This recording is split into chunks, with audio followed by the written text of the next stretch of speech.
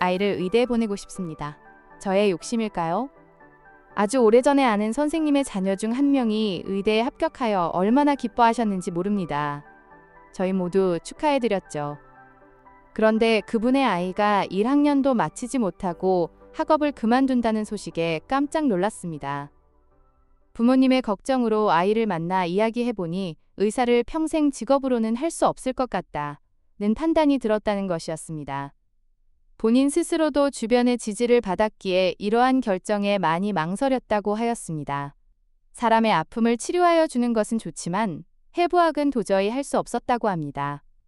이렇듯이 어떤 직업군은 그 사람의 기질을 고려해야 하는 직업이 있습니다. 특히 앞서 말씀드렸던 의사가 그렇지요. 아이의 기질을 파악하는 것이 먼저겠지요. 말을 잘 못하는데 변호사가 되면 그만큼 힘든 일이 없겠지요. 문서 작업은 잘하는데 자신의 의견을 피력하지 못한다면 그만큼 또 안타까운 일도 없습니다. 먼저 8살 이전에는 다양한 경험을 부모와 함께 해보는 것이 좋을 것 같습니다. 또는 대화를 통해 부모님의 직업을 간접 경험하여 봄으로써 부모가 가진 직업에 대한 이해와 부모님에 대한 이해도 높이는 시간을 가지시길 권해드립니다. 사랑하는 여러분, 감정연구가 김보라입니다. 자녀를 의대에 보내고 싶은 부모님의 마음은 자녀의 미래를 위한 깊은 사랑과 바람에서 비롯되었을 것입니다. 안정적이고 존경받는 직업이라는 인식 속에서 자녀가 행복하고 성공적인 삶을 살기를 바라는 부모님의 마음은 너무나 자연스러운 것이죠. 하지만 때로는 부모의 바람과 아이의 본질적인 기질, 그리고 진정한 행복이 엇갈릴 때가 있습니다. 이 고민은 비단 의대 진학뿐 아니라 자녀의 진로를 고민하는 모든 부모님들이 함께 생각해봐야 할 중요한 지점들을 담고 있습니다. 진로 선택의 감정적 딜레마, 아이의 기질과 부모의 기대. 앞서 저의 지인가족 의대생의 이야기는 우리에게 매우 중요한 메시지를 던져줍니다. 바로 직업 선택에 있어서 적성과 함께 기질이 얼마나 중요한가 하는 점입니다. 기질의 중요성. 기질은 타고나는 개인의 고유한 행동 및 정서적 특성입니다. 예를 들어 어떤 아이는 새로운 자극에 쉽게 흥미를 느끼고 외향적인 반면 어떤 아이는 조용하고 내향적이며 신중합니다. 의사의 경우 생명을 다루는 직업 특성상 높은 윤리의식, 강한 책임감, 그리고 해부학처럼 현실적이고 때로는 잔혹하게 느껴질 수 있는 상황을 직접 마주할 수 있는 강한 정신력이 요구됩니다. 앞의 사례처럼 타인의 아픔을 치료하는 숭고한 가치에 공감하더라도 해부학 실습과 같이 직업이 요구하는 특정 과정이나 환경에 기질적으로 맞지 않아 큰 어려움을 겪을 수 있습니다. 이는 단순히 노력 부족의 문제가 아니라 개인의 타고난 기질과 직업적 요구 사이의 불협화음에서 오는 고통입니다. 부모의 기대와 아이의 자율성. 부모가 자녀의 미래를 위해 최선을 다하고 싶은 마음은 너무나 당연합니다. 하지만 때때로 이러한 기대가 아이 자신의 진정한 열정이나 기질과 충돌할 수 있습니다. 청소년기에는 특히 정체성 발달이 활발하게 이루어지는데 이때 외부의 기대가 너무 강하면 아이는 자신의 진정한 목소리를 듣기 어려워질 수 있습니다. 사회적으로 좋은 직업이라는 인식 때문에 본인의 적성과 흥미를 외면하고 진학했다가 뒤늦게 방향을 틀어야 하는 상황에 직면할 수도 있습니다. 이러한 갈등은 아이에게 큰 정서적 혼란과 좌절감을 안겨줄 수 있습니다.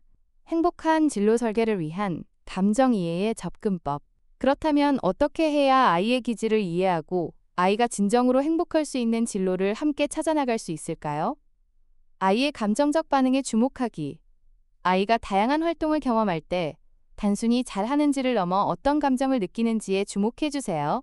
특정 활동을 할 때 아이의 눈이 반짝이는지, 몰입하는지, 아니면 금방 지루해하거나 스트레스를 받는지 등을 관찰하는 것입니다. 예를 들어 과학 실험에는 흥미를 느끼지만 실제 동물이나 인체에 대한 다큐멘터리를 볼 때 불편함을 느끼지는 않는지, 사람을 돕는 봉사활동에서 기쁨을 느끼는지, 아니면 오히려 심한 감정 소모를 느끼는지를 섬세하게 살펴봐야 합니다. 이러한 감정적 반응은 아이의 기질과 흥미를 보여주는 가장 솔직한 신호입니다. 다양한 경험을 통한 자기 탐색 격려, 8세 이전, 그리고 그 이후로도 다양한 경험을 제공하는 것은 아이가 자신의 기질과 적성을 발견하는 데 필수적입니다.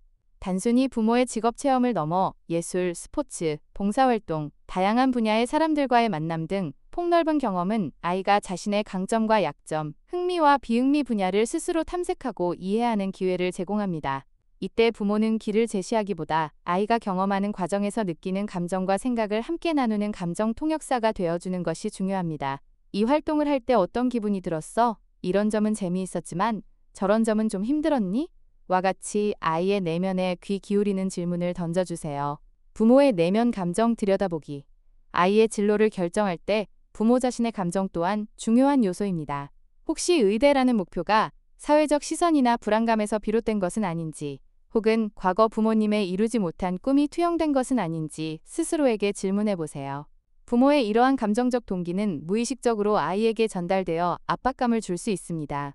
부모 스스로 자신의 감정을 성찰하고 건강하게 다루는 것이 아이의 진정한 행복을 위한 객관적인 지지를 보낼 수 있는 첫걸음입니다. 소통과 개방성의 중요성. 아이가 충분히 성장했을 때 아이의 의견을 존중하고 개방적으로 대화하는 것이 중요합니다. 앞의 사례처럼 주변의 기대에 부응하려다가 뒤늦게 자신의 길이 아님을 깨닫는 경우를 막기 위해서는 아이가 자신의 생각과 감정을 솔직하게 이야기할 수 있는 안전한 대화 환경을 조성해야 합니다. 아이가 어떤 직업군에 관심을 보이든 그것이 사회적으로 덜 인정받는 직업이라 할지라도 비난하거나 단정짓지 않고 경청해주는 것이 중요합니다. 진정한 행복을 향한 동반자. 자녀의 진로를 고민하는 것은 부모에게 큰 과제이지만 동시에 자녀를 더 깊이 이해하고 함께 성장할 수 있는 소중한 기회입니다. 아이를 어떤 직업을 가진 사람으로 키우기보다 자신이 누구인지 이해하고 자신의 기질과 재능을 통해 세상에 긍정적인 영향을 미치며 스스로 행복을 찾아갈 줄 아는 사람으로 성장시키는 데 초점을 맞춰보세요. 아이와 함께 다양한 경험을 나누며 아이의 감정적 반응에 귀 기울여주세요. 그 과정에서 아이는 물론 부모님 스스로도 몰랐던 새로운 발견을 할 수 있을 것입니다. 오늘 나눈 이야기가 여러분의 마음에 작은 울림이 되었기를 바랍니다. 혹시 여러분도 자녀의 진로 고민이나 아이의 기질과 관련하여 특별히 기억에 남는 경험이 있으신가요? 혹은 자녀가 자신의 길을 찾아가는 과정을 지지하며 겪었던 감정들이 있다면 댓글로 자유롭게 이야기해 주세요.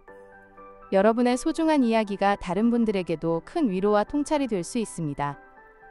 저도 여러분의 이야기에 귀 기울이고 함께 고민하겠습니다. 감정연구가 김보라였습니다. 감사합니다.